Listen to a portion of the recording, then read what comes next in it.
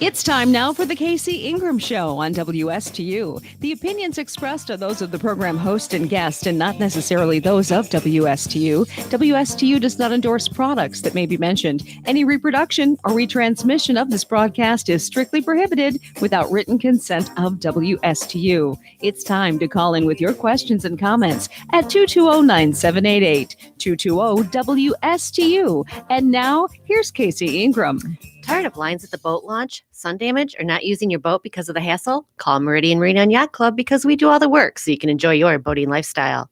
Restore your boat inside, launch it with a wash with just 30 minutes notice, and rinse it down before putting it back. We do the work so you can enjoy your day on the water. Call us up at 772-221-8198 or visit us online at meridianmarina.com. Also want to remind everybody you can sign up for a weekly notification of who the special guest, like Ted Astolfi is, who that special guest will be in the studio at my website, thekcingram.show.com. The email usually comes out Monday afternoon or Tuesday morning. If you don't see it, check your spam folder. And also Stewart Downtown Auctions. Love auctions? So do we. Auctions are a great way to get a good deal and see items that you never knew you even wanted. Come explore our inventory of estate items and bid on your treasure and leave with a fun memory. When you're serious about selling, so are we. Associate Auctions and Stewart Downtown Auction provide a complete solution to real estate and personal property assets throughout the Treasure Coast. Real auctions, real results. Associate Auctions and Stewart Downtown Auction with K.C. Daniel, the auctioneer, 772-291-2806. And K.C. wants to let everybody know that there is a real estate auction coming up this Tuesday, September 8th at 6 p.m. And it's a large half-acre irregular shaped lot in Port St. Lucie. So check that out at Stewart Downtown Auction. And also want to remind everybody one more thing, Ted, before we get to some very important business here on the Economic Council. Just so much reminders here. But Trump-Tilla is going to be Monday, November 7th, or November. I'll tell you what, I'm zipping right ahead. I know it. We're not. That's exactly right. It's going to be lots of them, but there's one sooner. It's going to be Monday, September 7th. And it begins 11 a.m. at the Jupiter Inlet Bridge. And they're going to go down to Mar-a-Lago and come back around. So again, everybody's asking, when's the next Trump-Tilla? How do we participate? It's easy. Get your flags out, hop in the boat, and be at the Jupiter Inlet Bridge, 11 a.m. on Labor Day. So Ted Astolfi, I'm so glad to have you in the studio. We had this scheduled. I know it, right before COVID hit. We did. We had months ago. Months ago, we had different topics to talk about then because so much has happened. Yes. But glad that you're back in the studio. And nice how are you doing? Here, finally. Finally is right. Yes. Finally is right. Yes, socially distanced from you, but yes. Yes, we are. We are socially distanced. And but we are talking with the CEO of the Martin County Economic Council, Ted Astolfi. So, Ted, I wanted to bring you in, and so glad you're here again. There's so many things that the Economic Council is involved with here in the county, and a very important organization. So, let's start with the mission. The mission of the Economic Council. It sounds simple. It's fairly easy to say. It's to ensure Martin County is a sustainable, quality community. It doesn't seem like much, but when you think about what it takes to become a sustainable, quality community, there's a lot that goes into that. And so the mission seems simple, but it's actually very complicated. Well, it truly is. I think about, as you talk about that being, economically sustainable, we have water issues that impact that in a really big way. That's just one issue of many. Yes. And thankfully, we're not seeing a lot of those algae blooms this year so far. Thank goodness. If there was wood, I'd knock on it. Agree. It's, we're very blessed not to have that happening this year, especially with the heat the way it is, and hopefully no storms. That's right. But certainly that's a critical issue for us, right? That's a huge quality of life issue. I'm sure the people that keep their boats at Meridian Yachts are concerned about water quality. Of course. So that's a big issue for us, and we have to constantly stay vigilant about that. Now, it's one of the big successes of the Economic Council was the creation as one of the founding members of first it was the River Initiative, and later it became a much broader group called the St. Lucie River. Started out St. Lucie River Initiative, and now it's the. See, I just lost it. Are you thinking I'm not sure. Yeah, see, I just lost it. I'd help you out if I could, but I'm not sure. I know. I'm just. We'll have to look. It's been a long time since I've been at work doing this type of thing. I know, putting you on the spot here. So, the River Coalition, St. Lucie River Coalition. There you go. Okay. It was an initiative that came out of Leadership Class 1 30 years ago, and it that organization, as it started, operated out of the Economic Council offices. We supported them with our, the copy machine, the paper, the supplies, all that type of thing. And then we helped organize and found the St. Lucie River Coalition. And that's become a very large and very active group, and has really made significant strides in bringing awareness to our river issues at all levels of government, all the way to the federal level. Which we absolutely need, because as you know, we need funding. Absolutely. Absolutely. And new regulations. Absolutely. So, the regulations is important. And we're getting there. I'm hopeful that the new LOSUM schedule that comes out will be supportive of our issues here on the coast.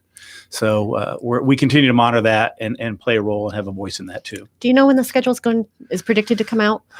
I used to. They used to have monthly meetings. Those got put off because of COVID, and they're just starting to ramp up again. So I'm not sure exactly what the dates are. I think they got moved back a little bit. Okay. But I don't know the exact dates. Yes, I'll be curious how those fold out as well. So thank you very much. What other initiatives, and let's step back a second. Yep. Who is the Economic Council? What's it made up of? So the Economic Council is a private not-for-profit. And so we don't take any government funds. Our revenue comes from our membership dues. We don't do a lot of fundraising. And our members are, by bylaws, our members are required to be the C-level executive or business owner, the highest level executive we can find in the companies here in Martin County. And so it's the decision makers in their businesses and the decision makers in the community. And what we do is we ask them to step away from their job for an hour or two a month and get together and use their knowledge and involvement and experience in this community to look at Martin County from 40,000 feet.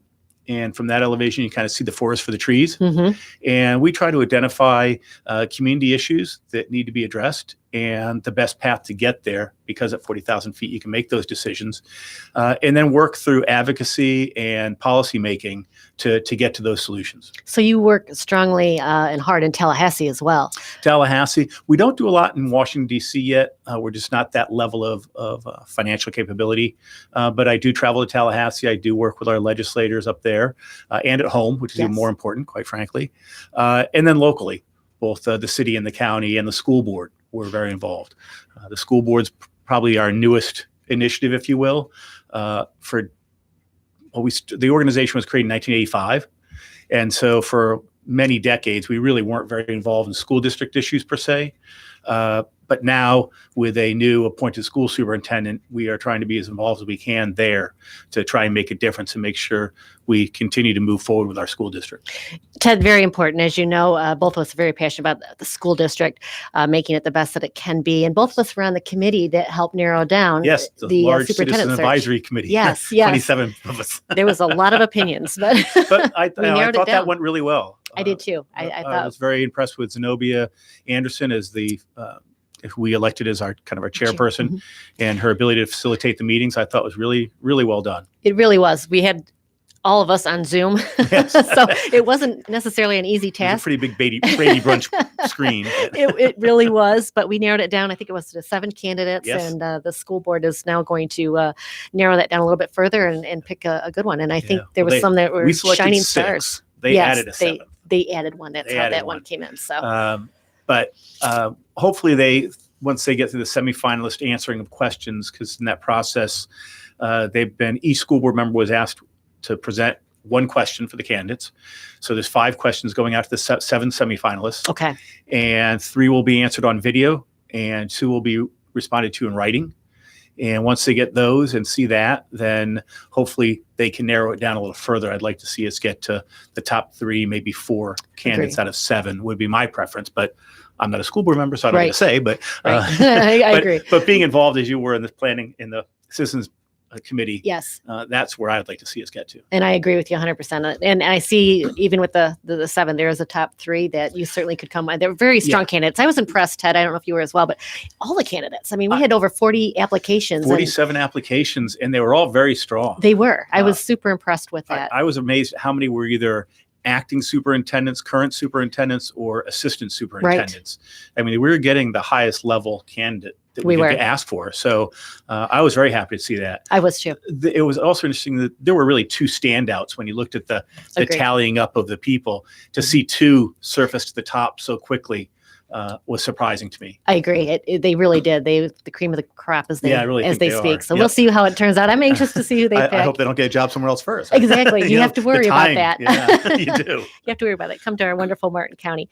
So with the schools, what else are you watching besides the superintendent search? So, the change in superintendent's important as we move forward. And as I was telling people for the last year and a half, that I really believe Martin County is at one of its most important crossroads since we were incorporated over 100 years, almost 100 years ago. We just got a new college president after Yes. Ed Massey being there as president for 32 years and at the college for over 40. So we're getting a new college president for our region, and we're getting a new appointed school superintendent. So our education system from kindergarten through graduate through college is going to be under new leadership. And so we have a real opportunity, I think, to move from a really good community to a great community with the right education system, and with the K through 12, our new superintendent working closely with our new college president in moving that forward. I think there's a huge opportunity there for us to really excel. And that really ties in as well with the Economic Council. You have to really look at the employment factor here, right? Absolutely. What jobs are available? What do our students need to be trained in to stay here in Correct. Martin County and have a good paying job? So where do you see that tying in between the two? Yeah, that's a really important feature. One of the things that is important to remember is not every student goes to college. I know as parents, we all want every one of our children to go to college, but if you've got 2 or 3 kids, you'll recognize that one may be ready for college, one may be ready to go to the workforce, one might want to go to the military. Every child is not the same, right? Or become a rock star. Or a basketball player. There you go. And I hope they do. But the reality is they don't all do that. And we can't have all the people in the country doing those things, That's right. We need everything. And somebody finds their place in society.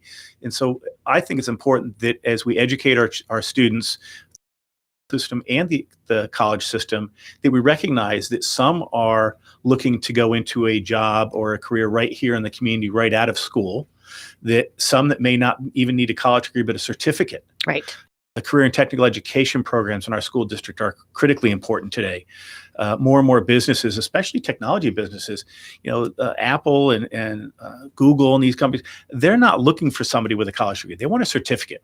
They want to know that you're certified in a particular skill, and then they'll teach you the business. And so the whole marketplace of labor is changing a bit that way. It's very interesting. It truly is.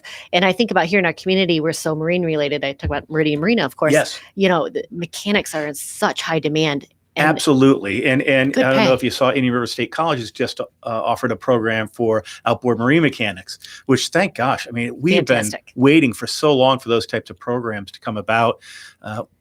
Trying for so many years to try and get the Advanced Manufacturing Technology Center up in Fort Pierce built.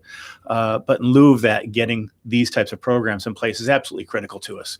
And you're right. And there's all sorts of jobs in the marine industries. There are. From running the marina That's to right. being the mechanic, to being the bookkeeper or the marketing advertisement. People forget all the jobs that exist within a particular business or industry sector. That's right. That's right. And there's jobs across all industry sectors. There are jobs across all industry sectors, and it's very fascinating. So that's something that's really key for the Economic Council to Absolutely. keep their eye on. Yes. And so when I talk about getting involved in education, it's education, but it's also workforce development, which leads to economic development. If you don't have the labor, you can have everything. You could have the building, you could have the sales and the business and the raw materials, but even if the people to do the work, That's right. It goes nowhere, right? It's a real struggle. So that's right. We're dependent on people for every business we have. We are. So that's critical, and we want them all to be successful. What about manufacturing? And do you watch Indiantown at all now that it's incorporated? Oh, yeah, sure. That's a really an area where it could be expanded for manufacturing. Absolutely. And what I've met with the council people in Indiantown and the town manager out there, the village manager out there, one of the points I like to make is that, I think that, this is my opinion, but having done economic development so many years, I really think that Indiantown needs to focus, number one, on economic development. They need to ensure they've got their tax base in place to be sustainable and to grow their community. And with the business comes the tax base, and with the business comes the jobs. And then the jobs will create the demand for real estate. The jobs will create the demand for commercial services and other retail opportunities. But it all starts with the economic development, creating those jobs and bringing those manufacturer. And I say manufacturing because manufacturing is one of the highest wage sectors we can attract. That's right. And so it's critical. It is critical. Again, we're speaking with Ted Astolfi. He is the CEO of Martin County Economic Council. Ted, what other areas are you focused on with the Economic Council? What needs do you see that the Economic Council is focusing on to bring what that need is to Martin County? Where some weakness areas? One of the things we've been working on for a while, we've been very supportive of the rewriting of the community redevelopment codes. We have now 6 community redevelopment areas, used to be 7 till Indiantown incorporated. But our community redevelopment areas are kind of like the core, if you think of them as Chamber of Commerce regions, right? Jensen Beach, Rio, Palm City, Port Salerno, Hobe Sound. Those areas are kind of, if you think about traditional downtown Stewart, each of those areas has their own little downtown, but they need to be expanded upon. Right. They really need to grow into those neighborhood retail commercial centers. And the development of community redevelopment areas was great, but each of those areas is very distinctive, right? They all have their own character. True. And so they formed neighborhood advisory committees and brought the community participants in, the neighbors in to develop plans. But until we got the separate chapter for community development areas into the comprehensive plan, and until we get these codes completed, we're almost there, you can't build what the vision is. Right. Because you fall into the traditional Martin County codes and regulations, and those don't allow for these unique plans and designs that these neighborhoods have come up with for their communities. Mm-hmm. And so I think by October, we'll be done. The county will be finished with all the public hearings and adoptions of the individual neighborhood design standards. And that's going to be huge. I think in the next 10 years, you'll see each of those neighborhood areas really develop into what the neighbors have envisioned for so long. That's really good news, Ted. So I it's didn't going to be realize. exciting. Yeah, it is exciting. I didn't realize that was happening. Yep. So, and with that, with the Economic Council, I'm sure what's interesting over the years. How many years have you been with the Economic Council? Well, I started with the Economic Council in 1991. 1991. But I was charged with creating the Business Development Board. Okay. And I did that for the first year and a half. And by January of 93, I became the executive director of the Business Development Board. Okay. And I ran that as a public-private economic development agency. Okay. Till 2006. Okay. And left. And I came back to the Economic Council as their CEO in 2016. So I kind of came full circle. You certainly have. You certainly have. And it's interesting, but over that period of time, you see different commissions come in, different powers of the commission. So, no matter what your direction is, you have to have a commission to support you. And if it can change. Absolutely. Before you finish a project. The reason the Business Development Board was formed as a public-private partnership was because the Economic Council, along with the chambers, were trying to do economic development. This is back in the late 80s. And we could be successful in getting the attention of a company to look at Martin County. But when they got to the county government side, they drove. When I first went to Tallahassee, back when we had a Department of Commerce, and they literally laughed in my face and said, "You guys don't just drive them out of Martin County, you drive them right out of the state of Florida. We don't send you leads anymore." I'm like, no, really, we're here. I'm here now. We're open. It's like, yeah, right. I know. So even when you have the organization and the funding in place to do it, if you don't have strong political support from the county commission, right, it doesn't matter from that level. Right. So having a pro-business county commission leadership in place is really, really great. And I've been telling people lately that I'm very, very, this is the most optimistic I've been since I started the organization in 91 about economic development. Yes. Because we can't do it now, we'll never do it. We have, finally we have both the private sector support in place and the public sector support in place. So we're primed and ready. There's a narrative out there, business is bad, it's going to ruin the county. And, it's not. It's what provides good paying jobs to increase our tax base. Yes. So. I don't think when I first started in 91, the industrial park out at I-95 and Cantor Highway, there's a little portion on the south side and the portion on the north side. Where American Custom Yachts is at the north end there between I-95 and the Turnpike. That was brand new. That was empty in 1991. Wow. Okay. It's full now. Yes. It's essentially built out, and a couple of last lots are being built out now. That took 30 years, but no one really noticed it. no one complains about that. You don't see anybody yelling and screaming about, not. look at all this industrial property out here. It's all built out. Well, think about the number of jobs. I should probably go back and do a study, because it'd be an interesting look back of the amount of tax base that's been developed out there, the amount of jobs that are there, and the benefit that's brought to our community. Absolutely. Absolutely. I got a question here. Julie Blake Griffin, thanks for tuning in. Always good to see you. She said many of the everyday jobs are in high demand, like plumber, electrician, mechanic, that many young people are just not attracted to. How can we encourage these jobs in our youth? Yeah, that's a good question. And that's exactly what I was saying. We need to be supportive of students who want to do those jobs. Those are good paying jobs. And I always tell people, you might start out as a plumber, but you may end up owning the plumbing shop, right? And so there are people that want to do those things. We need to support them. We need to tell them it's okay if you don't want to go to college. Right. Those jobs are out there. They're good paying jobs. They're career jobs. They are. Right? I think we did a disservice 20 years or so ago when we started telling kids that, you're not going to have one job like your father or grandfather used to have, where you're in one job your whole career. Mm-hmm. You got to expect that you're going to have 7 or 8 different jobs. Well, that, I think, put in their heads subconsciously that it's okay if I lose this job, or if I quit, or job. Yeah, it's okay because I'm expected not to stay in this job. So maybe I don't have to perform so well because I'm not expected to stay. Right. Well, that's a bad attitude to instill in our kids. It truly is. And we have a lot of those issues too. And that's another whole topic we can talk about at another time. I can talk about all of them. They're all out there. I hear you. Absolutely. We were talking a little bit about the properties out there in Canner, which made me think, have you heard anything that's going on with Costco? No, I haven't heard much about Costco. They've been laying low lately. I'm sure that they're probably going through their own consternations over COVID and what to do about that. Right. And how to, whether they change their model or not change their model at this point. Right. I think that the places like Costco are going to be a lot like what Walmart did. They won't just be a walk-in store. There'll also be a lot of delivery, right? Yes. Curbside pickup and delivery. And so with those warehouse stores like that, they really become regional distribution centers, right? As much as, superstores where you all walk in. Absolutely. So I think the model may change a little bit, and maybe the traffic impacts change a little bit because of that.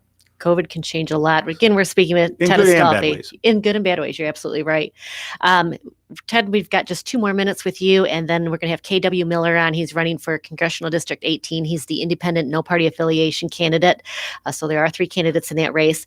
Ted, as we wind down the hour here, with COVID, what is the Economic Council seeing the impact on the businesses here in Martin County? It's a hardship.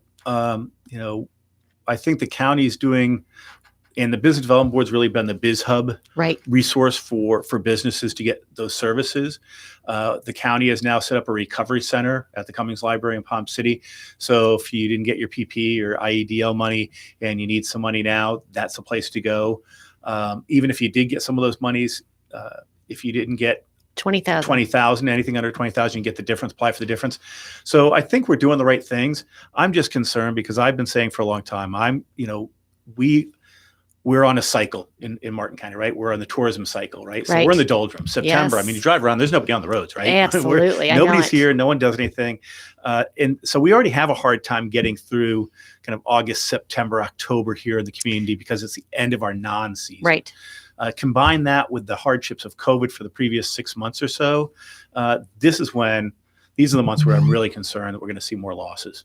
And that is the tough thing. And we've already seen some businesses that have closed. So again, like you said, there's some assistance available if you did not get the PPP. So definitely check into that. We had a show about that a couple weeks ago. Yes. So Ted Astolfi, CEO, Martin County Economic Council. Thanks for joining us. We have to have you back. Yeah, I'd love to come back. All kinds of things to talk about. I always have a good time with you. I know it. We do. We have a little bit of fun. Thanks so much, Ted. Thanks for having me. Appreciate it.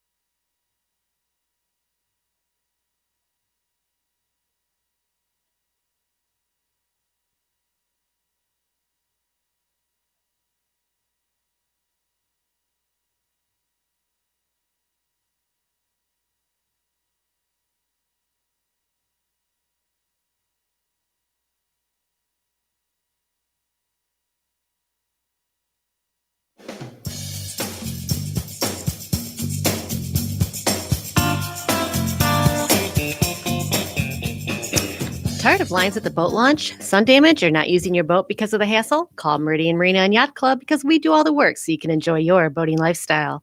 We store your boat inside, launch it with a wash with just 30 minutes notice, and rinse it down before putting it back. We do the work so you can enjoy your day on the water. Call us up at 772-221-8198 or visit us online at meridianmarina.com for more information. Also want to remind everybody you can sign up for a weekly notification of who the special guest or guest will be in the studio, and you can do that at my website, thekcingrahamshow.com. That email comes out on Mondays or Tuesdays. If you don't see it, check your spam folder. And Stewart Downtown Auction. Have items laying around taking up space that you just do not want anymore? We have a solution. Call Stewart Downtown Auction to have your items picked up and sold at auction, and the proceeds can then be distributed back to you or to any of the local charities that you may designate. We have the bidders that want to buy your items. They also have a real estate auction coming up Tuesday, September 8th. It is in Port St. Lucie on Raymond Lane, a large half-acre irregular-shaped lot. So check it out. That's going to be at a real estate auction at Associate Auctions. So real auctions, real results. Associate Auctions and Stewart Downtown Auction. Call K.C. Daniel, the auctioneer, for more information at 772-291-2806. And finally, we've had a lot of people asking, when's the next Trump Tilla? We had Carlos Gavidia in a couple weeks ago.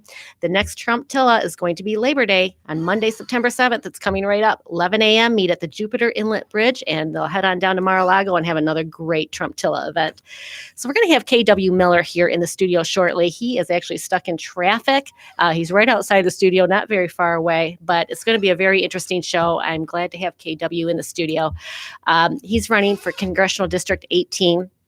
He said that he's a lifelong Republican, but has decided to run as no party affiliation and independent. So when he gets into the studio, we're going to ask why he chose to go with the independent route, the no party affiliation, rather than join as a Republican and go, take the fight out in the primary. So we're going to ask him about that. Obviously, there's been a lot of news in Congressional District 18 with Congressman Brian Mast here recently.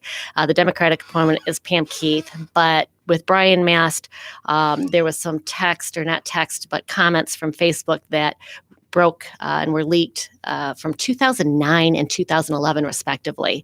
And the 2009 comments was to his now campaign manager, and talked about hooking up with 15-year-olds because it's legal there, right? And that's just a really upsetting comment.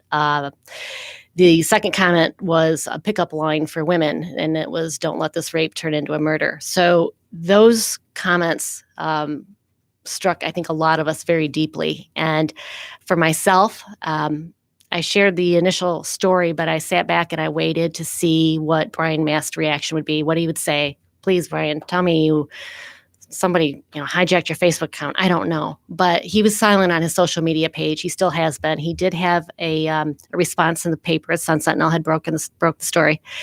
And, he apologized for it, as he did on WPTV, Channel 5 this past Sunday. But is an apology enough?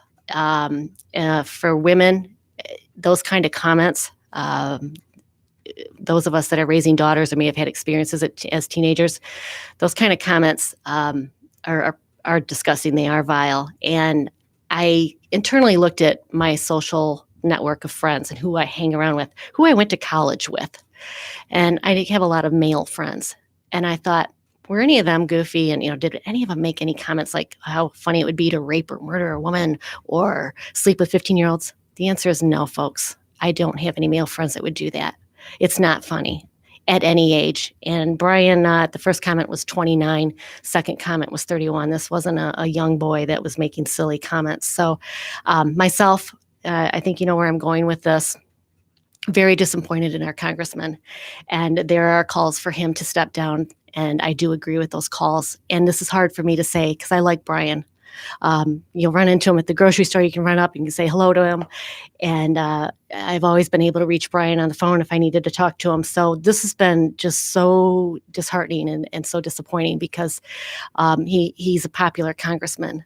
But in this day and age, to have somebody put those comments out on social media, and at this point, an apology can't take those away.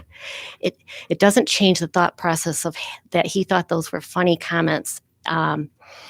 the 15-year-olds. I've had, Catch the Wave of Hope here in the studio. We've talked about abductions and sex trafficking. This is a huge issue in South Africa, which is where his friend was at the time. So these comments, for me, I know KW, when he gets in here, he's going to talk about where he stands. But these comments are very serious. And I think that just an apology is just not enough. And I'm sorry, Brian. I like you. I do. But I can't stand by somebody that has that kind of thoughts about women and children, underage adolescent girls. So that's my thought on that. KW, I see you got caught in traffic. KW Miller, he's joining us now, folks. I was just talking about the heavy subject with Congressman Brian Mast and the Facebook comments that came to light over the weekend. So terrible things. They are terrible things. So this is KW Miller. He is running on the independent ticket, no party affiliation, for Congressional District 18. So KW, the question everybody wants to know is, why are you running as an independent, not a Republican? Because you say you're a Republican. Well, the first thing I'm going to do is fix the bridge out front. That's where he got stuck. I hear that. Yeah, my first act in Congress is I'm going to basically make sure we get enough money to fix our bridges here, because we've got traffic problems. But that's what I do. I'm an infrastructure man. So why am I running for Congress? Yes. Okay, so let's recap. Remember, you had me on the show before we announced, Correct. Before April of 2019. Before COVID. Yeah, before COVID, before everything was just, we were just on path to evaluate the opportunities to make the district better. And I said to you at that time, we had done extensive polling and in-person interviews and a lot of research into the future of the Florida 18th Congressional District, North Palm Beach County, Martin County, and St. Lucie County. And the results of that analysis basically came out to be that if there was not outside intervention, meaning I didn't run, or somebody like me didn't run, a conservative Republican, a true conservative Republican didn't run, that the district would go blue. Okay? And that is becoming more and more evident today based on all of the information and all of the things that have come out, frankly, about the current Republican Congressman, Brian Mast, who as everybody refers to him as a liberal rhino. And I don't mean to disparage anybody, but that's a fact. His record reflects that he's a liberal Republican in name only. And of course, one of the biggest things that came out why he has been congressman is his stance on the Second Amendment. Yes, well, that was something that obviously was part of the uproar in 2018. Yes, and he barely won re-election then as against a weak candidate, Lauren Bear. He barely won by, when I say barely, 29,000 votes in a swing district is not a lot of votes. Okay, so in a general election, so that had some voter fraud in it. We know that up in St. Lucie County, we did the work on that. It also had essentially some apathy votes. There were undervoting in Martin County. So essentially, that cushion, if you want to call it, that's gone. I think I told you that as well when we first came on together. And running as an independent, obviously, everybody can choose who they want to vote for then. If you run the Republican primary, only Republicans decide that. So the independents in Martin County, St. Lucie County, about 25% of the voters are NPA. That's correct. Yeah, and it's growing. It's growing. In fact, Florida is fastly becoming an independent state. Okay, across the board, and the reason for that is, frankly, that people are becoming fed up with both the Democrat and the Republican Party.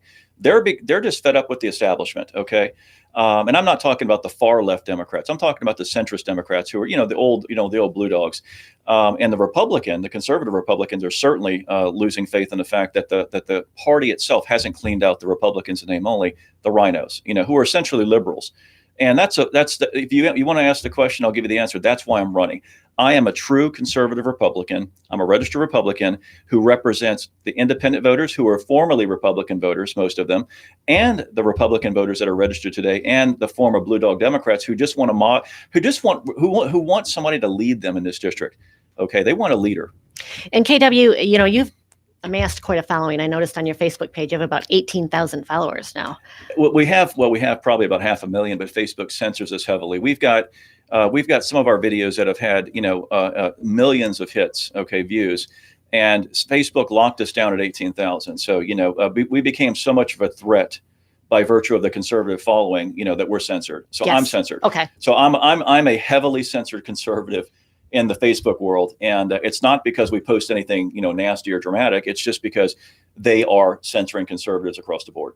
KW, tell us a little bit about you. I'm sorry you're late. We're going to have to do another show and get you back. That's fine. But tell us a little bit about you. How long have you lived in the district? What is your connections here? What is your background? Yeah. Okay. So I grew up in Boca Raton. I've been in Florida since 1978, of course, still a resident, always been a resident. I've traveled, I've worked overseas. My family moved from South Palm Beach County up to Stewart and Jensen Beach about 20 years ago. So, my mother, my brother, my sister, and all my extended family are up in this district now. So we made the move from the development that was happening down south a little further up here because of the waterways and right. the, expansive land, et cetera. And essentially, I went off and worked primarily in the energy and infrastructure section of the global industries for the last 30 plus years. Spent some time on Wall Street as a banker and a financier, and then went over to the infrastructure side, and have really spent my career, on heavy industries. So I understand water, I understand infrastructure, I understand what we need to do to treat our water. And I will say this because we're short on time: it's not digging ditches down south. We have to treat our water up north before it gets into the lake. We need facilities. You're 100% right. Julie Blake Griffin said, "Sped up with the establishment is why Trump got elected. Tired of all left or all right. We need to work across America in the middle." Absolutely, 100%. Let's be clear. President Trump, Donald Trump POTUS, whatever you want to call him, is the first true independent president in the United States. Although he's with the Republican Party, just like me, he's truly an independent president. Okay. And I think if you look at the first 2 years of his administration before the impeachment, the problems he had outside of just the general Democrats were the rhinos in Congress who were putting knives in his back. And he needs people like me to back him up. He needs people like me in Congress to support his agenda. I've made a public announcement that I'm going to join the Freedom Caucus. Okay, so I am joining the House Freedom Caucus in Congress. So I'll be caucusing with the Republicans, with the House Freedom Caucus, as a conservative Republican, a fiscal conservative and a conservative on the constitutional principles. And KW, you're absolutely right. There were a lot of you're getting a lot of likes on that, by the way. Oh, thank you. There were there were a lot of rhinos in Congress that did not want to support Trump, and that man had to fight his way into that office, and he did. Yes. And he has done nothing but support America, in my opinion. I mean, there's some things about him that you may not like, but the fact of the matter, you cannot deny that man loves America and is here to protect America. Absolutely. Bring American jobs back, manufacturing jobs. So I think it's incredibly important that we have full supporters behind Trump in Congress. Well, and that's one of the reasons I'm running too as well, Casey. We need people like me who are not only look. We can't look. I'll get attacked for saying this, but we're going to say it. I'm not a Trump loyalist in the sense that I'm just for Trump because Trump's Trump. I'm a Trump supporter because he loves his country, he protects the Constitution, and he believes we can keep America first. Okay. And that's what we have to do. So I'm a constitutionalist, I'm a conservative, and I'm a true believer in the Republic. Absolutely. And he is, and I'm just going to say this real quick, because we've got to get on some other subjects, but he believes in states' rights. When we talk about COVID, that's why he let each state decide if we should be masked or not. And, Biden and Kamala Harris have already come out and said they want to make it nationwide to shut down COVID and nationwide mask ordinance. And that's taking away the states' rights. And I hope people understand that. That's what's important about Trump, is he understands absolutely the role of the federal government versus the state government, and he has to walk the fine line there. Let's be clear, you have to walk the fine line between the states and the sovereign rights of the states and the federal oversight of public safety and constitutional enforcement. That's right So KW, let's talk about Congressman Mast here a little bit. Sure. These vile comments that were surfaced over the last week surprised many of us. And you as definitely, me, it was shocking to me as a father and just a man. Yes. Just had a quick comment for you. I never seen KW at public water advocacy events, not once. Did I just miss him? No, we're very involved. We're very involved. We have a full team that works on this, and we'll be rolling out our plan shortly. And our plan is to treat the water, not to push it down south and dig ditches. And one other comment here from RJ Pazzi: Trump has disparaged women, yet all you ladies want to get masked on that. RJ, the big difference is when Trump disparages women, they're adults. What Brian attacked was 15-year-old girls. And I've never heard Trump say he wants to rape and murder women either. So there's a big difference there. I agree. Yeah, absolutely. So KW, tell us your stance on all these comments and tell us a little bit about your feelings on it. Well, first of all, irrespective of Brian Mast's statements, okay, let me tell you that I'm a massive advocate for fighting child sex trafficking, fighting pedophilia, fighting abuse of any woman, whether it be a minor or a grown woman. So that's something I've been on for a while. In fact, a few months ago, we brought in a fairly sophisticated team to run a sting on Twitter. And it was, people didn't understand what we were doing, but essentially what we were doing is we were trying to flush out where the pedophilia paraphernalia was coming on Twitter, and we were trying to sort it out and push it to the authorities. And what we found was basically Twitter was, so Twitter essentially is banning conservatives left and right, but yet allowing pedophilia promoting comments and links on their site. Okay, so that has nothing to do with politics. That's just that's a pure moral and ethical disgrace. Right. So we did that, and then we put out a press release that we did that, and we're still involved, behind the scenes. But that's something that I'm fighting every day, and it's part of my platform. And I hope to enact legislation to put some serious legal penalties, in place on top of what's already in the law. We've got to basically shut this down.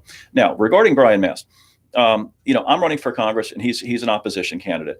So rather than me, initially come out and make a statement, everybody called me. They wanted a media interview. I said, let me just digest this. Let me understand, and let me put polls out there, and let me talk to people and see what they think. Okay, the polls indicate.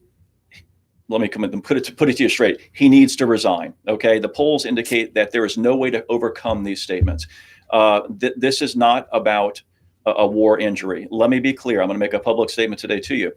I have had catastrophic illness injuries. I've had 5 major abdominal surgeries. I've had 3 shoulder surgeries. I had a really bad accident about 10 years ago, and I've had 10 knee operations. I was on Oxycontin, oxycodone, and a lot of heavy drugs. Not once in between those surgeries, and I'm talking life-threatening. Okay, I was dead on the table. Did I ever, when I was in between recoveries, think about making comments like rape, murder, sex of a minor? Ever. Okay, so to blame that, or you try to blame that on medication, is outright disgraceful. Okay, I'm going to be clear. As a man, as a father, I don't accept that. If Brian Mast has found Jesus Christ, like he said in his interview with WPTV, and he wants to go become a better man, he needs to do it outside of Congress. There is no room in Congress for anybody to make those kind of statements about young women, young boys, young girls, or otherwise. And I think we have a recent example of that in this region. And I think you're going to mention that gentleman's name. Mark Foley. Mark Foley got caught making these kind of statements, and he basically had to submit his resignation to the governor of Florida, which was Mr. Bush at the time, and he had to submit his resignation to the Speaker of the House. The playbook on this is clear. Brian Mast needs to submit his resignation to the governor and the House. He will not recover from this. The women in this district, they have been contacting me nonstop. I think they've contacted you. Yes. They are inconsolable. This is something you cannot recover from in Congress. If you're a private businessman, if I were to be exposed for making these comments as a private businessman, I would get a call by my board of directors, or I get a call by somebody saying we need to have a conversation. The conversation would be, we can't recover from this. We need to separate ways. It is absolutely right. That is what the conversation would be. There shouldn't be a pass. And I got a couple questions here. Please. The second one refers to that. But the first one is sex trafficking is big in the U.S. We've just ignored it for too long. Look at Epstein. Julie Blake Griffin, you're absolutely right. Yes, sex trafficking is a worldwide issue. Well, the low number is 300,000 kids a year. That's the minimum. But the problem is we really can't track the number, K.C., because it's such a dark industry. Yes. Okay. Yes. Michael Willis, thank you for tuning in. Why hasn't any Republicans in the local or state party officials commented on what Brian said, I think is what he meant, on what Brian said? Why won't they condemn it? Is his campaign manager still working in the local RACs and or around children? Okay, this is something that I have a real problem with. And I think we should probably just put it on the table now. I'm a Republican, but I'm also a district resident, and also I'm a father. The fact that the Republican executive committees in Palm Beach County, Martin County, and specifically St. Lucie County, who are actively out there publicly trying to cover up for Brian Mast, haven't condemned this statement, is crushing the Republican Party. It's giving us a massive black eye. It's taking the district down. It's taking the Republican Party in the 18th district down. It's taking us down in the state of Florida, and it's going to take Donald Trump down if we don't get on top of this. Okay. This is really bad news. And the left is going to use this. And the fact that they're not talking about it and condemning Brian Mast, and they're actually openly trying to protect him and say it's okay, is a real problem. And I can't speak for the ethics and moral of each individual REC board member, but I can say as a group, the fact that they haven't said anything, not one word of condemnation to this is beyond belief. It is. One of the gals that spoke out against Brian Mast, she revealed for the first time that she was raped as a teenager. And one of the St. Lucie County REC members said, shame on you for, trying to disparage Mast and making him look like a, pedophile. And I says, shame on who? It's Yeah. shame on Brian Mast for saying these things and thinking these things. So I agree with you. I think that RECs need to be leaders. Well, They and can't be quiet. the problem is this. Look, I'm gonna give you an example, and I know we're short on time today. And we'll come back. We went to a flag wave up in Port St. Lucie this last Saturday. We were invited by several of the organizers who organized all the original Trump flag waves back in '16, and we showed up to wave Trump flags for Trump, and I had my campaign signs, just like everybody had their mask signs and mask hats and mask shirts. They went. The people that organized an attack on me, my campaign, and all of our followers for the last 3 days on their Port St. Lucie Trump site, because they are Brian Mast basically people. Okay, the people that run it. Now, I have a right as a congressional campaign to basically show up and wave for Trump or anybody on public property. And if Brian Mast wants to show up, he needs to show up, and I'm not going to have a problem with it. But all of his people, his leaders, were there, and they were basically trying to attack us. And they were REC people too. Therein lies the problem. They're corrupt. Yeah, you can't cover up for a politician that has said what he has said. I am very disappointed in our REC leaderships in both of these counties, Yes. and I haven't actually heard Palm Beach County say anything. They haven't said anything. No, well, let me add to that. You need to know this, and your viewers need to hear it. The reason they're not talking, in our opinion, and I'll ask the question, why aren't they talking? Because Brian Mast and his campaign and his funders give the RECs a substantial amount of money in kind. They pay for their Lincoln Day dinners. They pay for their budgets. They give them brown paper bags, so to speak, to have people go knock on doors and do things. And it's unethical, it's immoral, and it's wrong. Okay. And people are aware of it. Okay. So people have caught on, and that's why the REC membership is dropping. And that's why people are leaving the party and going independent. They don't want any more to do with that. They've had enough of the corruption in the party. There are a lot that have gone independent, and this may help answer. Michael Willis says, "What did the SLC REC take, or why did the SLC REC take money from Mark Foley just 2 years ago?" I don't know about that, but Mark Foley. Yeah, Mark Foley. Yeah, he took money. They I don't evidently know. had it. That's something I'm not familiar with. I'm not as well. KW, we only have a couple minutes Yes. left, so where can people find out more about you? We have actually 1 minute Okay, left. real quick. We have a congressional page. It's www.florida18thdistrict.com. We have a Facebook page. Just type in Florida or type in KW Miller Congressional Committee. We're there. We'll be rolling out a brand new website. It'll be the same link. Okay. It's going to be very sophisticated, very interactive with all of our issues, all of my positions, and we'll be populating that with a lot of voter information here shortly. So we're going to be rolling it out hopefully by the end of the week. Wonderful. So next week, folks, we're going to have another good show on tap. We're going to talk about being a conservative in Hollywood. We're going to have Kaya Jones. She was a singer with Pussycat Dolls and real conservative now. And Nick Tezeker. He is a director and producer that is leaving Hollywood. They're going to have great story with them. So that's coming up next week. KW Miller, thank you for coming in the studio. Going to have you back. Brian Mast and Pam Keith have been invited to the show. So good. Yeah, they should come up. They absolutely give everybody equal airtime, but definitely would like to have you back here in the near future, KW, because there's so much more we got to find out and my about apologies, I'm going to fix that bridge. I promise. I promise everybody the bridge is on my to-do list. All right, Stuart. We like that very much because Okay. that bridge has been a real pain. Yeah, thank you. Thank you, KW Okay. Miller, running for CD 18.